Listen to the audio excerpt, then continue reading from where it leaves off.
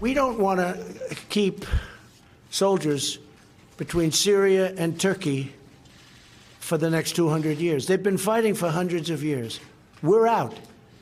But we are leaving soldiers to secure the oil. Now, we may have to fight for the oil. That's okay. Maybe somebody else wants the oil, in which case they have a hell of a fight.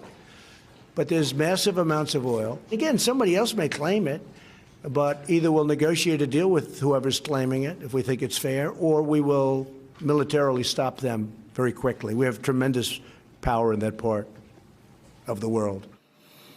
Joining us now live from Erbil, Iraq, NBC News and national security and military correspondent Courtney Kube. Courtney, in his announcement, President Trump also talked a lot about the region's oil, and you have some new reporting this morning on U.S. troop movements in the area. Tell us about it. That's right, Mika. So we know now President Trump said very clearly yesterday that U.S. troops would have this new mission of securing oil in Syria, and he talked about the importance of that mission. We've seen the first of those deployments actually move from here in Erbil into Syria, driving towards the Deir ez-Zor region. That's where many of these troops will be based. We still don't have a good sense of exactly how many there will be. We know that they will have some light armored vehicles. They moved in on MRAPs, which are lightly armored vehicles that we've seen throughout Iraq and Afghanistan over the last several years. They also will have tanks, though. So that indicates that not only are the U.S. military troops who are going in there, are they worried about the potential for some kind of a clash with ISIS, but they're worried about the potential for actually confrontations with more heavily armed adversaries. In this case, it would likely be Russia or the Syrian regime. Both of them border this area around Deir ez-Zor, right along the Euphrates River Valley. So it proves that, in fact, the U.S. military is at least concerned about the possibility of, with this new deployment, they could have some kind of a confrontation. We also know that this new mission will have a smaller footprint than what we've seen with the U.S. troops there for the past several years. With this smaller footprint, of course, leads to the possibility that there will be less opportunities to gather intelligence on the ground. There'll be less working with partners there on the ground. So the raid that we saw over the weekend that killed Abu Bakr al-Baghdadi, the ISIS leader, things like that will be not only less likely, but much riskier for U.S. troops going forward without this presence in the country, Mika. Courtney, this is David Ignatius. If I could just ask you, having visited that area of Deir ez-Zor on some earlier trips, I'm curious whether we're going to be working closely with the Syrian Kurds, who are our allies there, to help them protect the oil and have that as a bargaining chip, or whether we're now in the bargaining chip business ourselves. Do you have any sense of that? So the U.S. military insists that the U.S. will be partnering with and working closely with the Syrian Democratic Forces in this Secure the Oil mission. This is really their attempt to salvage what has been 2 weeks now of headlines about how the U.S. is abandoning the Kurds. They really want to reinforce that they're going to continue to work with the SDF. One thing that I was really struck by, and David, you know this well from your coverage of this region, and particularly of Syria, I was really struck by the fact that President Trump so openly said that the U.S. military may have to fight for the oil. That is a steep departure from what we have heard about U.S. military missions in this region for nearly 2 decades now.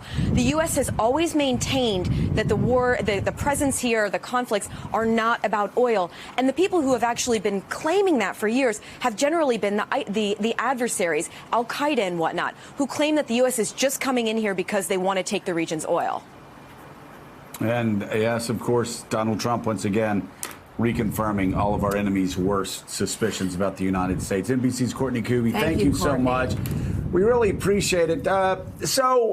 Richard Haas, here we have Donald Trump's obsession with oil, and he would come on our show and say, "Oh, I'm going to go into this country or that country, and we're going to keep the oil." And of course, everything he was saying was in violation of the Geneva Accords. But of course, Donald Trump doesn't care about that.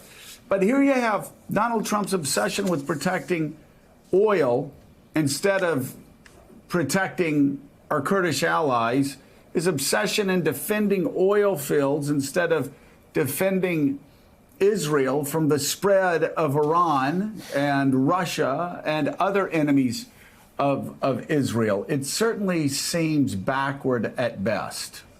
Yeah, you're right. Both in the Gulf War and the Iraq War, only people on the left in this country or people in the region who had no interest in us made the claim that it was about oil and commercial access. So it's quite stunning. It never was.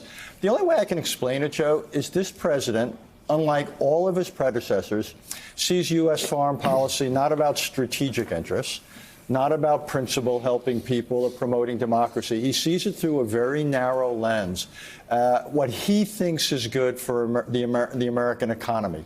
And if you think about his trade policy and other things, that's the common thread. So this is not a strategic approach, fighting terrorism, fighting proliferation, helping allies, and so forth.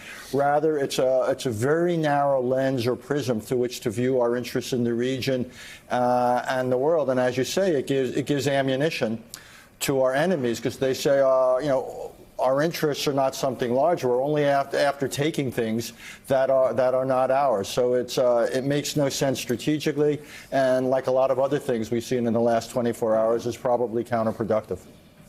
Well, and talk about, Jonathan Lemire, the contradiction when the president's talking about ripping our forces out of Syria, the 2,000 or so forces out of Syria that were actually holding back the Russians, holding back the Turks, holding back the Syrians, holding back the Iranians, holding back ISIS. They're doing an extraordinary job, a small footprint, but with massive positive ramifications for U.S. foreign policy. But Donald Trump saying, no, I want to end endless wars, and I'm bringing the troops home. These kids need to be home. And that was the argument that Republicans, Trump lackeys had. And yet here we see, a couple of weeks later, Donald Trump is going to keep troops there, not bring them home, to one, defend oil, and two, instead of our allies, defend oil and not our allies, and two, to go to Saudi Arabia, where they are going to be, in effect, paid mercenaries, which really expands upon what Richard Haass just said, that, again, as we always say, if you want to understand Donald Trump's foreign policy, you need to look at his bottom line, his own personal bottom line, not even the bottom line of the United States. He brags about the hundreds of millions of dollars that the Saudis have given him. And here you have Donald Trump doing what? Taking troops out of Syria and replacing them and putting them down into Saudi Arabia. The kids aren't coming home. They're protecting oil in Syria, and they're protecting the Saudis' oil. That's right, because the Saudis will pay for it. And these other American troops, they aren't coming home. They've been shifted. They're either staying in Syria to protect those oil fields. Some of them have gone to or moved to Iraq, but they're not coming home, despite the president's promises, despite him claiming that he is keeping one of his campaign pledges. That's not what is going on here. The president and the White House will try to use this success yesterday to sell their Syria policy, to sell the movement of the withdrawal of the troops from most of Syria, try to get support from Republican senators who are really opposed to it. The same Republican senators, mind you, who would hold the president's fate in their hands were we to get to an impeachment trial sometime next year. But I think that's going to be a hard argument to make. And I would just simply say the New York Times' subhead today on their main story is simply this: President knew of Hunt. His Syria withdrawal made it harder. And I think that is where we are right now, is that there's still, this is certainly a victory here in the short term, but there are going to be long-term ramifications, and it does not, I think, will not silence the questions about what the president's foreign policy is in the Middle East. All right, coming up, President Trump's former chief of staff, John Kelly, says before leaving the administration, he warned the president about the possibility of impeachment. But Trump is hitting back, saying it didn't happen. That back and forth and where things stand with the impeachment inquiry ahead on Morning Joe. Thanks for checking out MSNBC on YouTube, and make sure you subscribe to stay up to date on the day's biggest stories. And you can click on any of the videos around us to watch more from Morning Joe and MSNBC. Thanks so much for watching.